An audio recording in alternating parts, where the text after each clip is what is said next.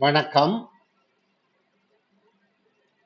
தருமைந்து புலமைப்பரிசில் பரீட்சையின் எதிர்பார்த்தை வினாக்களை உள்ளடக்கிய வெற்றிக்கனி மாதிரி பரீட்சை தாள்களில் மாதிரி பரீட்சை ஒன்றின் வினாத்தாள் இரண்டாவது பக்க வினாக்களுக்கு விடையளிக்கும் முயற்சியில் ஈடுபடுவோம்.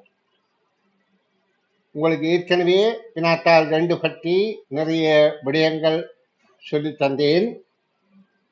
இப்பொழுது இந்த 2ஆம் பக்க வினாவில உபவினாவான 7வது வினாவில முதலாவது பந்தியை தந்து அது ஒரு சிட்டுக்குருவி குதிரைக்கு ஆலோசனை கூறிய ஒரு பந்தியை தந்து அந்த பந்தியின் ஒரு வினாவின் உபவினாவான 7வது வினாவில நாங்கள் இப்பொழுது சந்திக்கின்றோம். இப்ப இந்த 7வது வினா, சிட்டுக்குருவி பறந்து சென்றது எனும் வாக்கியத்தை பன்மையில் எழுதுக என கேட்கப்பட்டுள்ளது. இந்த இடத்துல நாங்கள் சொல்லுக்குரிய இலக்கணம் பற்றி ஓரளவு படித்திருப்பது சிறப்பாக இருக்கும். ஏனென்றால் நாங்கள் இது தொடர்ச்சியாக 6 வினாத்தாள் 2 வெற்றிக்கனி மாதிரி பரீட்சை 1, 2, 3, 4, 5, 6 என 6 பரீட்சைத்தாள்கள் பார்க்க போறோம். முதற்கட்டமாக 6 உள்ள தமிழ் பாட பகுதியைச் சேர்ந்த வினாக்களையும், 2வது கணிதம், 3வது சுற்றாடல், 4வது ஆங்கில சிங்களமும் பார்வையிடுவோம்.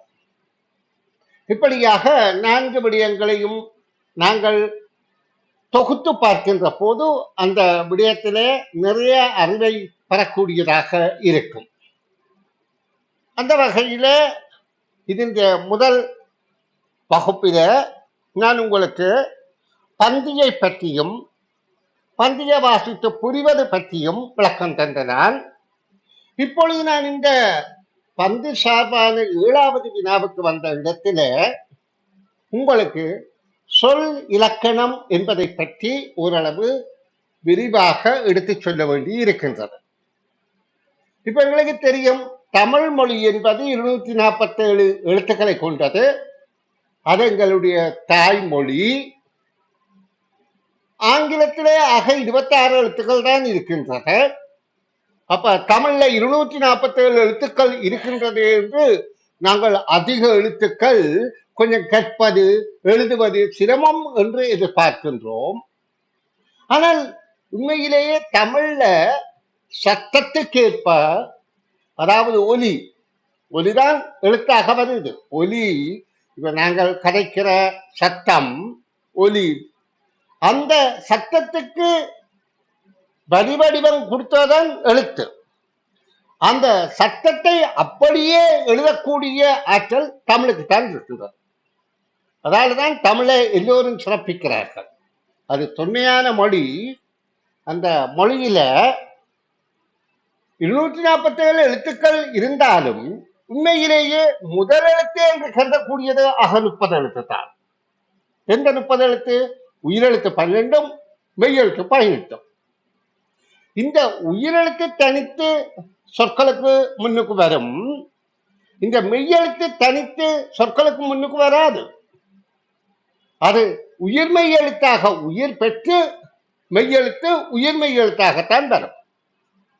அப்ப இந்த 216 உயிர்மெய் எழுத்தும் இந்த உயிரெழுத்தும் மெய்யெழுத்தும் சேர்ந்துதானே வருது. அப்ப உண்மையாக தமிழ்ல உள்ள எழுத்துக்கள் 30 எழுத்துக்கள் தான். அதாவது 3 ஹலோ, யாருமே சவுண்ட மியூட் பண்ணி வையுங்கோ. 3 புள்ளி வடிவிலான அக்கண்ணா என்கின்ற எழுத்து ஒரு விசேட எழுத்து. மறுபடி தமிழ்ல இருக்கின்ற எழுத்துக்களின் எண்ணிக்கை முதல் எழுத்துக்கள் 30 என்பதை புரிந்து கொள்ளுங்கள். அப்ப ஆங்கிலத்தில 26 எழுத்து இருக்கின்றது, தமிழ்ல 30 எழுத்துக்கள் இருக்கின்றது. தமிழ்ல சொற்கள் எல்லாம் ஓரெழுத்துல, ஈரெழுத்துல, 3 எழுத்துல என்று நிறைய குறைந்த சொற்கள்ல எழுத்துக்களால சொற்கள் உருவாக்குது.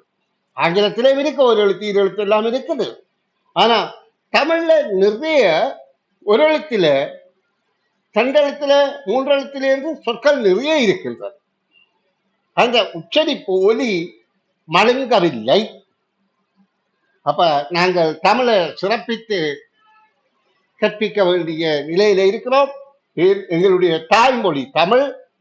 அப்ப அந்த மொழியில உள்ள சிறப்பை நாங்கள் உணர்ந்து கொண்டு நாங்கள் பார்ப்போம். இப்ப எங்களுக்கு தெரியும் எழுத்துக்கள் 4 வகை என்று. அதாவது எழுத்துக்கள்ல உயிரெழுத்துக்கள், மெய்யெழுத்துக்கள், உயிர்மெய் எழுத்துக்கள், ஆயுத எழுத்துக்கள் என்று 4 வகை இருக்கின்றது. ஆயுத எழுத்து என்பது ஒன்று, 3 புள்ளி வடிவமான அக்கண்ணா என்று அசீனம் என்று சொல்றது. அப்ப இந்த 3 வகை எழுத்துக்களும் உயிரெழுத்து 12, மெய்யெழுத்து 18, இவை இணைந்து உயிர்மெய் எழுத்து 216 இருக்கின்றது. இந்த 4 வகை எழுத்துக்கள் இருக்கின்றது. இதே மாதிரி 4 வகையான சொற்களும் இருக்கின்றது. இந்த எழுத்துக்கள் ஒரு கருத்தை புலப்படுத்துகின்ற போது அது சொல்லாக வருகின்றது. எங்களுக்கு ஒரு சொல் என்று சொன்ன உடனே எங்களுடைய மனதில, அறிவில, மூளையில ஏதோ ஒரு பிம்பம், அந்த சொல்லுக்குரிய பொருள் எங்களுடைய மனதில உதயமாகின்றது. அப்படியான சொற்கள் 4 வகை இருக்கின்றது.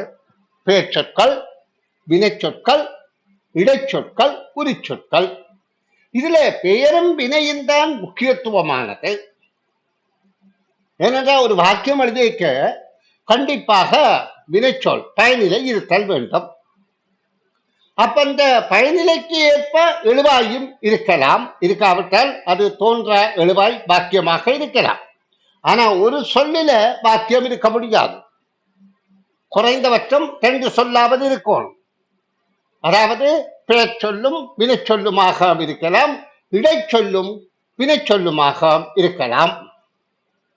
அப்படியாக ஏதோ 2 சொற்கள் சேர்ந்தால்தான் வாக்கியம் என்று கருதப்படும். அப்ப நாங்கள் எழுத்துக்கள் 4 வகை, சொற்களும் 4 வகை. அதிலே எங்களுக்கு 3 தான் முக்கியமானது என்பதை கண்டுகொண்டோம். ஒன்று உயர் வகுப்புகள்ல படித்துக் கொள்ளலாம், அதாவது உரிச்சொல் என்பது பற்றி. இப்போதைக்கு எங்களுக்கு பெயர்ச்சொல், வினைச்சொல், பெயரோடோ வினையோடோ வீதி சேர்ந்தால் அது இடைச்சொல். 3 வகையான சொற்கள் இருக்கின்றது. இந்த சொற்களை கொண்டு நாங்கள் வாக்கியங்களை ஆக்கிக் கொள்ளலாம். அந்த வாக்கியங்களும் 4 வகை இருக்கின்றது. கூற்று வாக்கியம், ஏவல் வாக்கியம், வினா வாக்கியம், மெய்ப்பாட்டு வாக்கியம். இது மேலெழுந்த வாரியாக நான் தமிழ் மொழியின் சிறப்பை பற்றி உங்களுக்கு சொல்லிட்டேன். இந்த வாக்கியங்கள் ஒன்று இருந்தால் பந்தி வரும் என்பது கடந்த வகுப்புல விளக்கம் தந்தன. இப்ப நாங்க இந்த கேள்வியில சிட்டுக்குருவி பறந்து சென்றது என்ற வாக்கியத்தை பன்மையாக மாற்ற வேண்டும். அப்ப பன்மையாக மாற்றுவது, எந்த சொற்களை பன்மையாக மாற்றுவது? பயனிலை சொல்லை மாத்திரமா, அல்லது எழுவாய் சொல்லையா, அல்லது சேப்படு பொருள் சொல்லையா? இங்க எழுவாயாக வருவது ஒரு வாக்கியத்தை கூற எழுவது எழுவாய், கூறி முடிப்பது பயனிலை, கூறப்படுவது செயற்படு பொருள். நாங்கள் ஒரு கருத்தை நினைத்தால் அதை வாக்கியமாக கூற எழுந்தால் கூற எழுவது எழுவாய். எதை பற்றி கூற எழுகின்றோம்? சிட்டுக்குருவி. கூறி முடிப்பது சென்றது பயனிலை. கூறப்படுவது என்ன? பறந்து சென்றது, அது செய்யப்பட பொருள். அப்ப இங்க நாங்கள் பார்க்கின்றோம், சிட்டுக்குருவி என்பது பெயர் சொல், சென்றது என்பது வினைச்சொல், பறந்து என்பது பெயர் சொல்றார். அப்ப இந்த சொல்லில நடுவிலவாறு செயற்படு பொருள் பறந்து என்கின்றது ஊவிகுதி பெற்றபடியால் அது இடைச்சொல் எனப்படும். பர இந்து து என்ற ஊவிகுதி பெற்றிருக்கு. அப்ப பறந்து என்பது இடைச்சொல் என்பதை கவனத்தில் சொல்லுங்கள். தம்பி பந்து அடித்தான் என்று வாக்கியத்தை பாருங்க. தம்பி பந்து அடித்தான். இதுல தம்பி என்பது எழுவாய், அடித்தான் என்பது பயனிலை, பந்து என்பது செய்யப்படுவது. இதுல இதுகும் பெயர் சொல்லான், இதுகும் பெயர் சொல்லான், இதான் வினைச்சொல். தம்பி பந்தை அடித்தான் என்றால் தம்பி பெயர் சொல், பந்தை என்பது இடைச்சொல், ஐவிகுதி சேர்ந்துவிட்டது. இப்ப உங்களுக்கு இடைச்சொல் என்பதின் விளக்கமும் தெளிவாகிறது.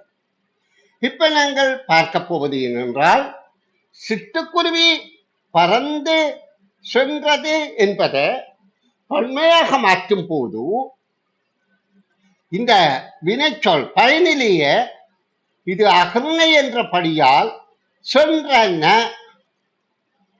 அப்ப இந்த சென்றனவோட யார் இது எவை என்ற கேள்வியை கேட்டால் யார் இது அல்லது எவை என்ற கேள்வியை கேட்டால் நாங்கள் எழுவாயை கண்டுபிடிக்கலாம். இங்க சென்றது என்பது ஒருமை, அகரணி ஒருமை. அப்ப எது சென்றது என்றால் சிட்டுக்குருவி என்ற எழுவாய் வருகின்றது. ஆனா இங்க சென்றன என்றால் எவை சென்றன? சிட்டுக்குருவிகள். அப்ப சிட்டுக்குருவிகள் என எழுவாய் சொல் பன்மை சொல்லாக மாறுகின்றது. சிட்டுக்குருவிகள். பறந்து என்பது ஒருமை சொல். ஆனா இந்த செயற்படுபொருள் சொல் மாறுபட வேண்டிய அவசியம் இல்லை. இப்ப பாருங்க, தம்பி பந்தை அடித்தான் என்றால் இதை பன்மையாக்கினால், தம்பி என்பதை அடித்தான் என்பதை பன்மையாக்கினால் அடித்தார்கள், அடித்தார்கள் தம்பிமார். ஆனா நாங்க இந்த பந்தை என்பதை பந்துகளை என்ற சொல்லணும், இல்ல பந்தை என்று சொல்லலாம். பந்துகளை அல்ல, பந்தை. அல்லது பந்து என்றால் பந்து, தம்பிமார் பந்து அடித்தார்கள், பந்து. அப்ப இந்த செயற்படு பொருளை பன்மை சொல்லாக மாற்ற வேண்டிய அவசியம் இல்லை. இப்ப நாங்க ஒவ்வொரு கருத்தாக விளங்கி கொண்டு போனால் எங்களுக்கு தமிழ் இலகுவாகவும் சரியாகவும் புரிந்து கொள்ளும். அப்ப இப்ப பாருங்க, சிட்டுக்குருவிகள் பறந்து அப்படியே எழுதிவிட்டு சென்றன என்று எழுதினால் வாக்கியம் சரியானது ஆகும். இந்த இடத்துல நான் உங்களுக்கு சொல்லிலக்கணம் என்பதை, அதாவது எழுவாய் பயனிலை திணை பால் எண் இடம், திணை பால் எண் இடம் என்பவை எழுவாய் என்ன திணை பால் எண் இடமாக இருக்கின்றதோ அதே திணை பால் எண்ணிடமாக பயனிலை அமைதல் வேணும் என்பது மேற்கொண்டு வருகின்ற பகுதிகளில் நான் விளக்கம் தருகின்றேன். இப்பொழுது நாங்கள் தொடர்ச்சியான வினாக்களுக்கு செல்வோம். கீழே தரப்பட்டுள்ள இரண்டாவது வினா, கீழே தரப்பட்டுள்ள வாக்கியங்களில் இருக்கும் வெற்றிடத்துக்கு பொருத்தமான சொல்லை அடைப்புக்குள் இருந்து தெரிவு செய்து அதன் கீழ் கோடிடுக. இங்க வாக்கியத்தில வெற்றிடம் இருக்கின்றது. இந்த வெற்றிடத்திலே எந்த சொல்லை போடுவது?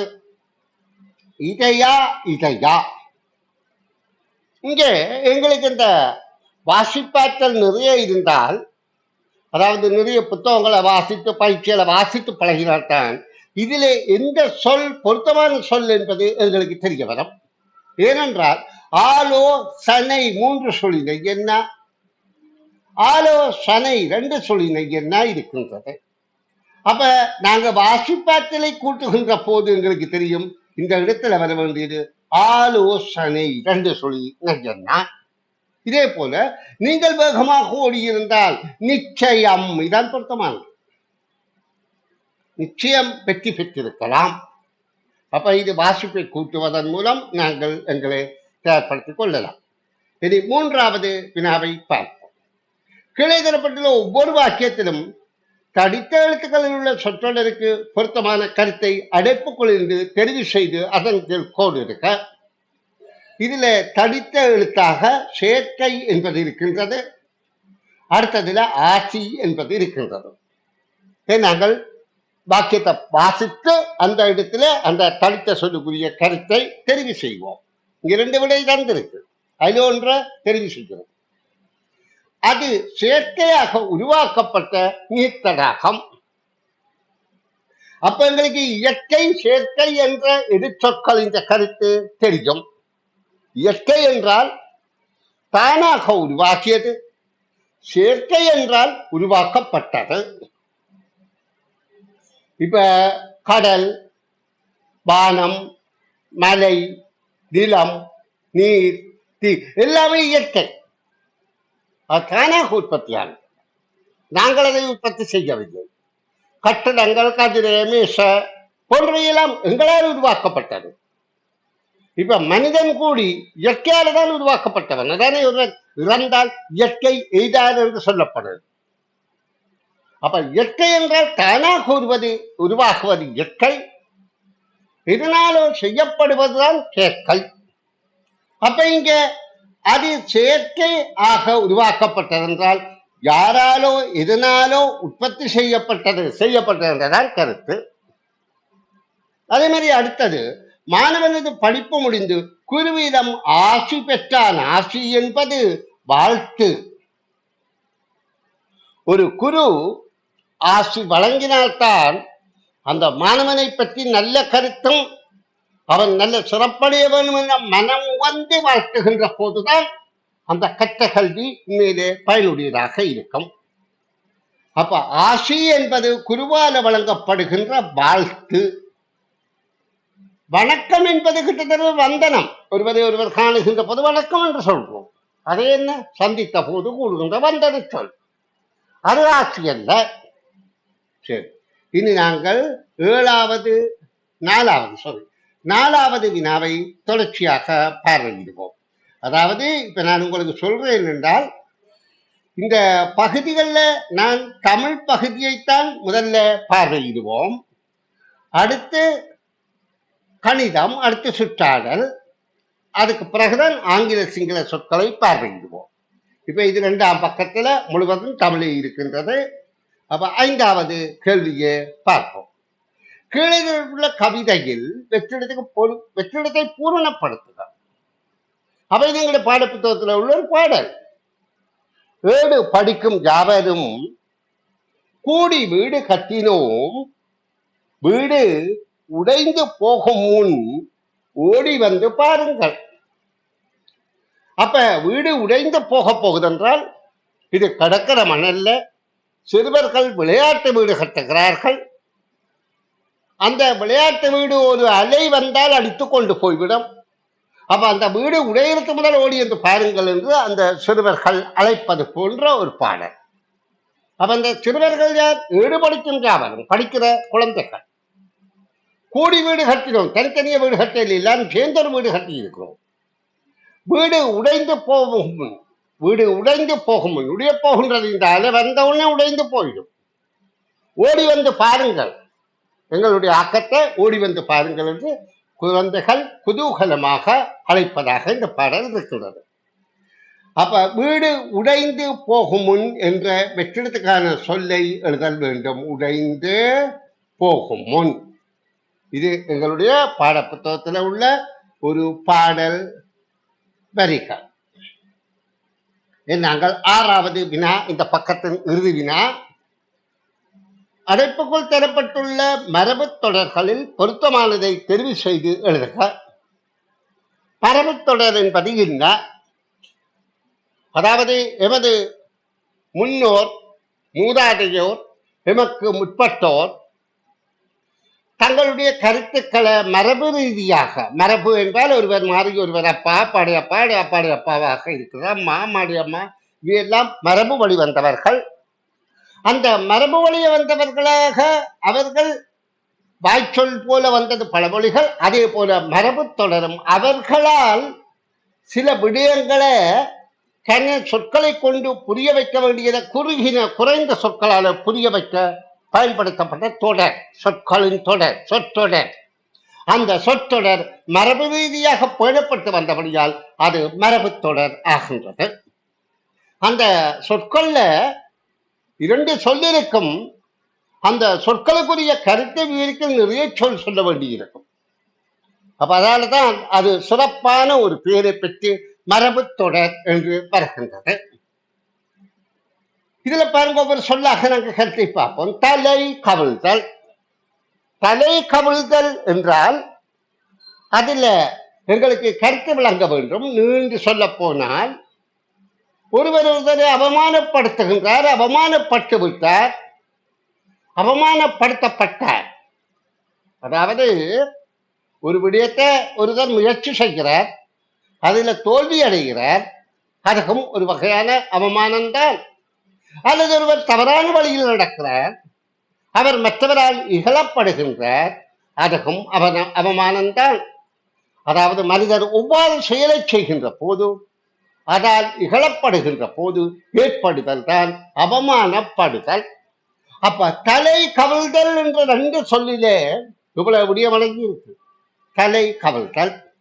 உச்சி குளிர்தல் என்றால் நாங்க கருத்தை தலை கவிழ்தல் என்ற கருத்தை பார்த்தா தலை கவிழ்ந்து விழுகிறதா? இல்லையே, அவமானப்படல். உச்சி குளிர்தல் என்றால் தலை உச்சந்தலை குளிர்கிறதா? இல்லை, அதல்ல கருத்து. உச்சி குளிர்தல் என்றால் மிகுந்த சந்தோஷம் அடைதல், ஆனந்தம் அடைதல், களிப்பு அடைதல். அதாவது தாங்கள் எதிர்பார்த்த உண்டு சரியாக நடக்கின்ற போது அவர்கள் மனம் மகிழ்வார்கள். இப்ப இந்த 5ஆம் தர பிள்ளைகளை பொறுத்தவரையில பெற்றோர் அந்த பிள்ளைகளின் பெறுபேறு சிறப்பாக இருந்தால் மிகுந்த சந்தோஷம் அடைவார்கள், அவர்கள் உச்சி குளிர்வார்கள். அடுத்த கரி பூசுதல். கரி பூசுதல் என்றது ஏமாற்றுதல், ஏமாறுதல். அதாவது பிள்ளைகள், அதாவது பெற்றோருடைய எதிர்பார்ப்பை விட குறைந்த புள்ளிகள் பெறுவார்களாக இருந்தால் பெற்றோரை ஏமாற்றுகிறார்கள். ஏன்? பிள்ளைகள் படிக்க வேண்டிய காலத்துல படிக்காமல் பிள்ளைகளை ஏமாற்றி, பெற்றோரை ஏமாற்றி ஏமாற்றி படிப்பது போல நடித்துக் கொண்டிருந்தால் பெறுபேறு வரும்போது பிள்ளைகள் பெற்றோருக்கு கரி பூசுகிறார்கள், ஏமாற்றுகிறார்கள். கரை கண்டவர் ஒரு விடயத்தில முழுவதுமாக ஆழ்ந்து அந்த விடயத்தை பற்றி முழுவதும் தெரிந்தவர் தான் கரை கண்டவர். அப்ப அவருக்கெல்லாம் தெரியும். இங்க அதான் முதலாவது வினா. ஒரு விடயம் பற்றி முழுவதும் அறிந்தவர் யார் என்றால் கரை கண்டவர். அவருக்கு அந்த விடயம் பற்றி முழுவதும் தெரியும்.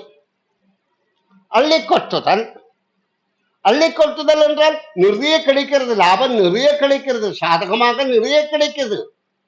அப்ப அள்ளி கொட்டுதல் என்று லாபகரமானது என்பதை காட்டுகின்றது, மிகுந்த பயன் கிடைக்கின்றது. நடைப்பிணம். நடைப்பிணம் என்றால், பிணம் என்றால் உயிரற்ற உடல். பிணத்தாலே ஒரு பயனும் இல்லை, பிணத்தால் ஒன்றுமே செய்ய முடியாது. ஏனென்றால் ஒருவன் உயிரோடு இருக்கும் வரைக்கும் தான் அந்த உடலுக்கு மரியாதை. அவனுடைய உயிர் போய்விட்டால் அந்த உடல் பிணம் என்று சொல்லப்படுகின்றது. அதுக்கு பிறகு சபம் என்று சொல்வார்கள். நேற்று வரையிலே அவர் மரியாதைக்குரிய பெயர்களாலே அழைத்தவர்கள் எல்லாம் அவன் இறந்த அடுத்த கணம் சவம். சவம் வந்துட்டா, சவம் எடுத்தாச்சா, இப்படி எப்படிக்கிறாங்க என்று சொல்லி மிகவும் அதை கௌரவப்படுத்தவில்லை என்று அல்ல, அதற்குரிய உண்மையான சொல்லை பயன்படுத்த. அப்ப பிணம் என்பது உதவாதது என்பது விளங்குகின்றது. அந்த நடைப்பிணம் என்றால் ஒருவர் உயிரோடு இருக்க நடந்து திரிகின்றார், ஆனால் பிணம் போன்ற உணர்வோடு திரிகிறார் என்றால் அவர் செல்லா காசு, அனைத்தையும் இழந்து பயனற்றவர் ஆகினார். அதாவது நடைப்பிணம் என்பது பொருத்தமானது இந்த 2வது வினாவுக்கு. அனைத்தையும் இழந்து, சொத்துக்களை, உறவுகளை, மானத்தை, மரியாதையை, கௌரவத்தை எல்லாத்தையும் இழந்து அவர் நடைப்பிணமாகினார். நடைப்பிணம் என்றால் அவருக்கு எந்த ஒரு மரியாதையும் கிடையாது. நடைப்பிணம் என்பதின் கருத்தை விளங்கினோம். இப்ப நாங்க இதுல 6 மரபு தொடர்களின் கருத்துக்களை பார்த்தோம். நன்று. இதே போல் ஒவ்வொரு பக்கமாக நாங்கள் தமிழ் பகுதியை முதல்ல 6 வெற்றிக்கணிகள் எதிர்பார்ப்பு பரீட்சை தாள்கள்ல பார்ப்போம். இதனூடாக நாங்கள் உண்மையிலேயே வினாத்தாள் 2 தமிழ் பகுதியில கிடைக்கக்கூடிய 30 புள்ளிகளையும் அப்படியே பெறுவதற்கு முயற்சி செய்வோமாக.